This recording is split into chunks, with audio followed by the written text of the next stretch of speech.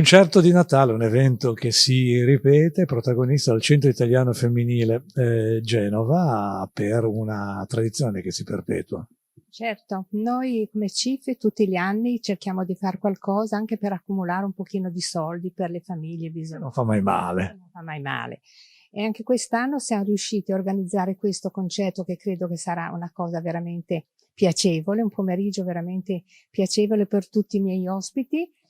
E il CIF, come ripeto, ha mille cose in mente. Quest'anno oltretutto voglio far notare che stiamo facendo dei corsi a un gruppo di ragazze giovanissime extracomunitari. Gli abbiamo insegnato prima l'italiano e quest'anno gli facciamo la formazione in informatica.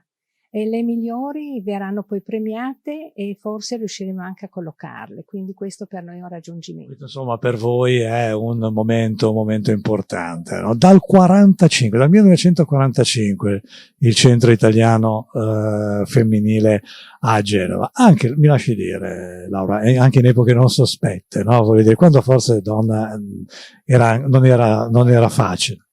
Sì, sicuramente non eravamo accettate, ma quasi neanche ancora adesso, in effetti, in tanti posti non siamo accettati, ma noi diciamo che siamo toste e quindi portiamo avanti le nostre idee e soprattutto questa associazione di volontariato femminile che veramente fa molto bene. Abbiamo un gruppo di persone anziane che vengono a fare informatica, che gli insegniamo a usare i cellulari per poter leggere le ricette. Quindi non ponete limiti, no? All'età, alla carta d'identità, diciamo.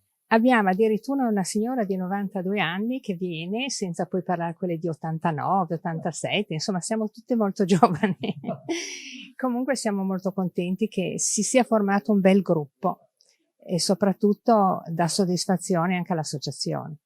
Assolutamente. E adesso nel futuro, con l'anno nuovo, tanto rivolgiamo proprio lo sguardo alla Camera perché vogliamo comunicare, no? Quelli che saranno gli avvenimenti futuri. Che cosa ci attende? Portiamoci un po' più avanti, no? Al 2025. Io ho già un progetto ben chiaro. Raccontiamolo. Un progetto ben chiaro. Quindi io per la festa delle donne a marzo cercano di fare un convegno molto importante con personaggi altrettanto importanti e tra questi ci sarà il nostro prefetto di Genova che verrà a fare le sue diciamo dichiarazioni femminili perché vorremmo portare alla luce di tutti le difficoltà che hanno le donne per raggiungere certi obiettivi e soprattutto certi posti importanti.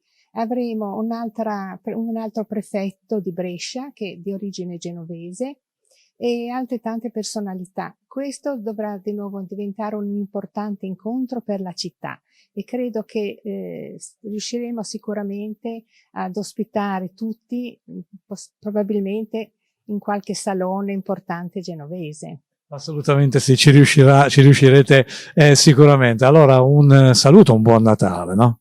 Grazie mille, buon Natale a tutti e grazie di tutto, veramente.